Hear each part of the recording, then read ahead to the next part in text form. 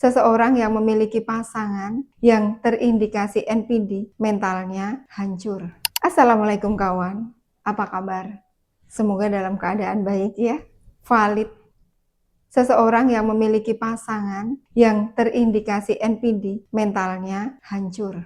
Begitu juga yang terjadi pada seorang ibu yang berusia sekitar 45 tahun, yang datang dalam kondisi sakit perut bagian bawah. Bahkan untuk berjalan pun sambil sedikit menunduk, wajahnya pucat dan terlihat memang psikisnya sedang tidak baik-baik saja. Awalnya si ibu mengira bahwa dirinya itu diguna-guna oleh selingkuhan dari suaminya. Saya dengarkan, saya terima apapun keluhannya, dan setelah itu dilanjutkan dengan sesi hipnoterapi. Dan di dalam sesi hipnoterapi, ternyata si ibu ini sudah mendapatkan perlakuan yang sangat tidak baik sedari awal menikah. Sedari awal menikah, suaminya sudah bersikap yang tidak selayaknya sebagai seorang suami, yang seringkali menjatuhkan dia, menghina dia, kemudian mengkhianati berulang kali. Bahkan sedari dia hamil anak pertama, suaminya sudah sangat tidak peduli dengan keadaannya, tidak punya empati, bahkan ketika mau melahirkan. Nah, bisa dibayangkan bagaimana kehidupan sehari-hari. Dan si ibu ini cenderung menyimpan, memendam ya apapun perlakuan suaminya dengan dalih sabar, sabar.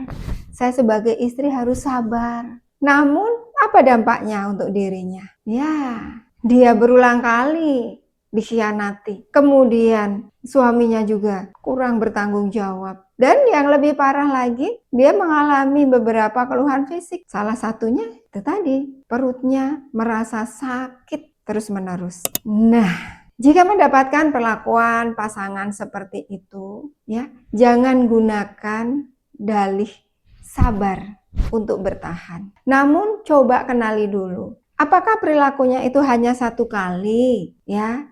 Dia berperilaku seperti terindikasi narsistik itu ya, atau berulang kali. Jika itu berulang kali, ya, kawan-kawan semua perlu untuk mencari bantuan profesional. Begitu juga seperti yang dilakukan ibu tadi. Akhirnya dia menyelesaikan sesi terapi dan dia mengetahui akar masalah dari kondisinya saat ini, ya. Dan selepas sesi terapi, keesokan harinya ketika saya bertanya kabar, alhamdulillah kesehatannya sudah jauh lebih baik. Kemudian dilanjutkan sesi kedua dan ternyata dia lebih menemukan lagi jalan keluar, apa yang perlu dia lakukan, ya.